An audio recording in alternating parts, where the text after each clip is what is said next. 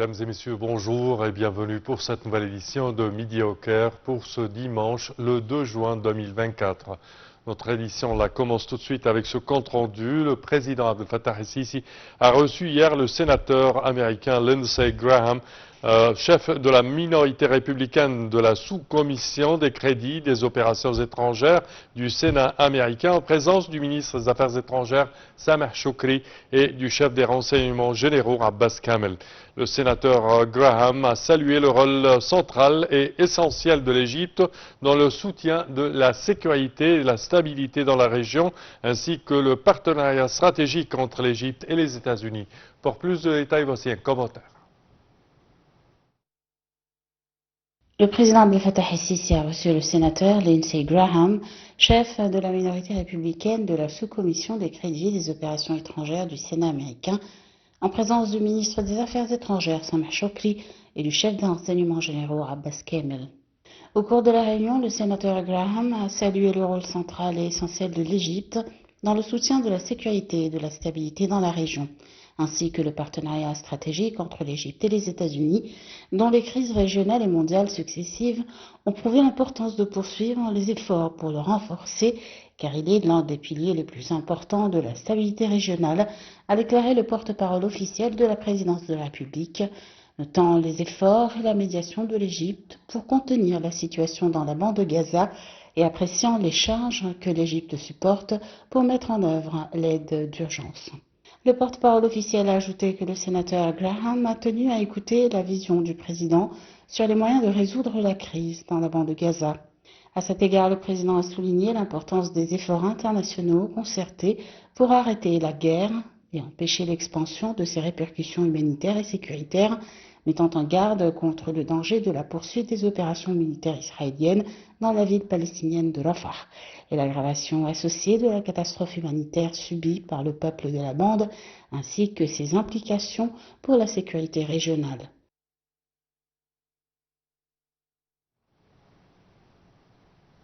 Et pour plus d'explications sur ce sujet, mesdames et messieurs, nous avons le plaisir d'accueillir au bout du fil son Excellence, ambassadeur Medhat El-Miligi, ancien ministre adjoint aux Affaires étrangères, pour parler de cette visite du sénateur Lindsey Graham et son entretien avec le président Abdel Fattah el-Sisi. Bonjour, Votre Excellence. Bonjour à vous. Alors, quand on parle de cette visite hier du sénateur américain Lindsey Graham et de sa rencontre avec le président de la République, avec également le ministre des Affaires étrangères et le chef des services généraux de renseignement, comment voyez-vous cette réunion? Alors, premièrement, il est très important de marquer l'importance de cette visite, étant donné que une personnalité controversielle comme celle du sénateur Lindsey Graham, j'ai trouvé beaucoup de mécontentement à propos de sa visite, mais je trouve que c'est très important de montrer à quel point l'Égypte est impliquée à aider le peuple palestinien, que même une personnalité telle que le sénateur Graham sera reçu par la présidence pour lui expliquer exactement la situation. N'oublions pas que le sénateur a eu des opinions qui étaient beaucoup, si j'ose dire même le mot, fanatiques en ce qui concerne le soutien d'Israël, au point qu'il n'avait pas d'objection d'utiliser des bombes nucléaires contre la bande de Gaza. Cela dit, si la présidence choisit de recevoir sur sa demande, certainement, du sénateur Graham, cela veut dire qu'il veut entendre le point de vue égyptien, il s'attache à comprendre exactement la vérité des choses, et c'est pour ça que cette visite gagne une importance très importante à ce moment critique de la cause palestinienne et du génocide qui est perpétré contre le peuple palestinien. J'en suis sûr que la présence du chef des renseignements secrets et le ministre des Affaires étrangères sollicitent qu'il y a eu des conversations et des explications à la vraie position de l'Égypte, la situation dans les territoires occupés, de sorte qu'il peut avoir une autre vision à part celle qu'il avait avant. Et c'est pour ça que je trouve que c'était très important et que ce mécontentement public n'a pas le droit d'y être, parce qu'il est très important d'expliquer le vrai point d'Égypte sur ce conflit. Oui. Est-ce qu'on peut parler que cette réunion a à faire avec la révélation par le président américain Joe Biden de la nouvelle feuille de route pour arriver à une trêve dans la bande de Gaza? Certainement, cette initiative américaine, ou plutôt israélienne, telle que l'a précisé le président Biden, Oui. et que l'Égypte soutient tous les efforts qui sont déployés, que ce soit par les États-Unis ou même Israël ou par Hamas. On est là pour entendre, et c'est ça le rôle d'un médiateur, Oui, et pour trouver une solution finale à cette crise qui est en train de prendre les vies des Palestiniens davantage. Et je trouve qu'il est très important d'essayer de trouver une solution parmi tout ce sang et ce génocide perpétré par l'armée israélienne contre le peuple palestinien. Alors, j'en suis sûr que cette question a été discutée. On verra le résultat bientôt, une fois que si cette initiative sera vraiment exécutée, parce que selon ce qu'on a vu jusqu'à présent, que Israël continue d'une manière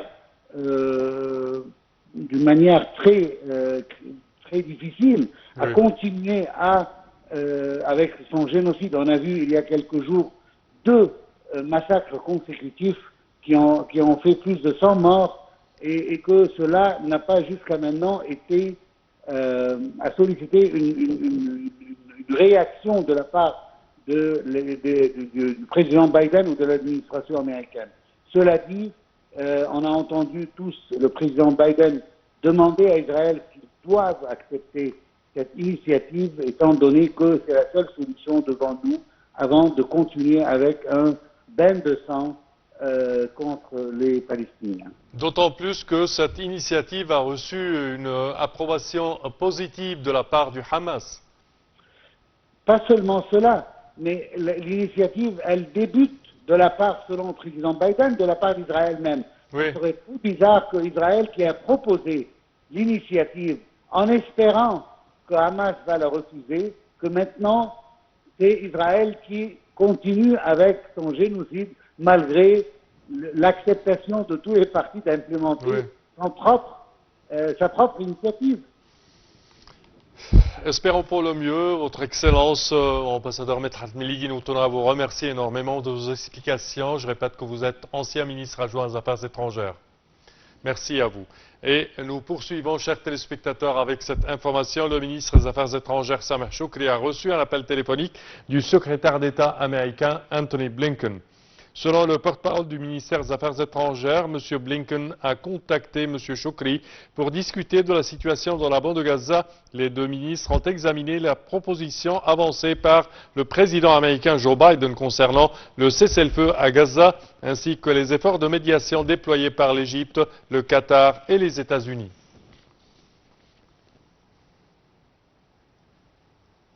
Et en effet, les médiateurs égyptiens, américains et qataris ont appelé hier Israël et le Hamas palestinien à finaliser un accord de cessez-le-feu sur la base du plan annoncé par le président américain Joe Biden au 8e mois de leur guerre dans la bande de Gaza.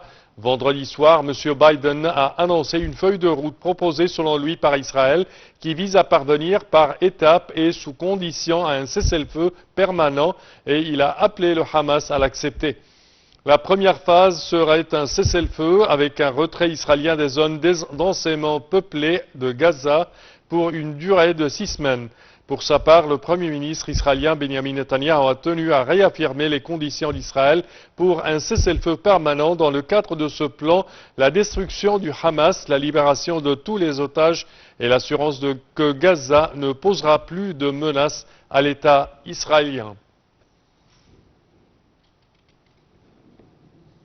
Et le Premier ministre, Dr Moustapha Madbouli, a confirmé que le gouvernement égyptien disposait d'un plan ambitieux pour renforcer ses capacités dans le domaine de l'utilisation des énergies renouvelables et nouvelables, en particulier l'énergie générée à partir de l'hydrogène vert. Pour plus de détails, voici un commentaire.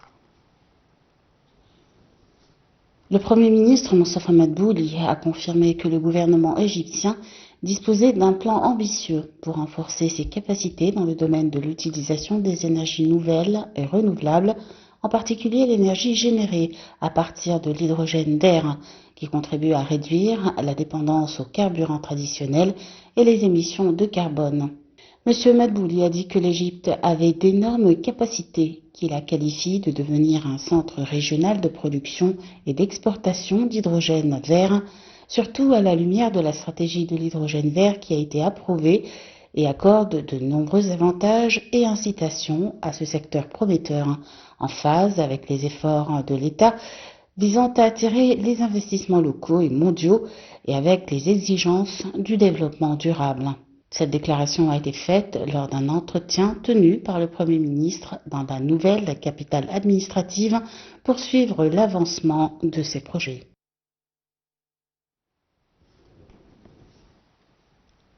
Et le conseil d'administration du dialogue national pour la formation s'est réuni au siège de l'Académie pour poursuivre les activités du dialogue.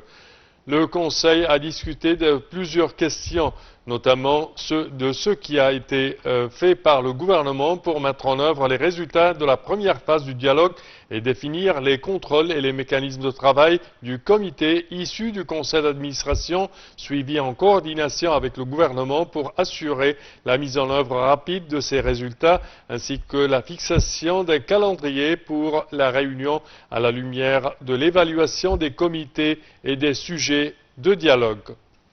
L'agenda du dialogue national a inclus les sujets liés à la sécurité nationale et à la politique étrangère de l'Égypte en application des directives du président de la République.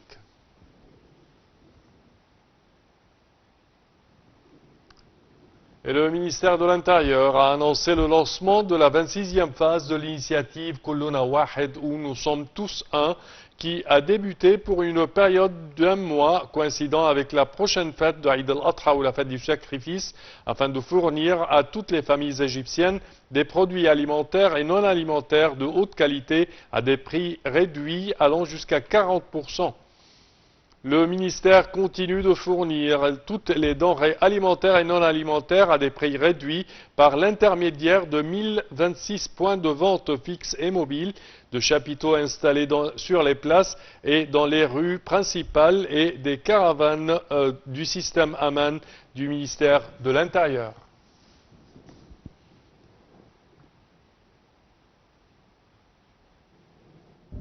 Et ceci conclut, chers téléspectateurs, notre édition d'aujourd'hui de Midi au Caire.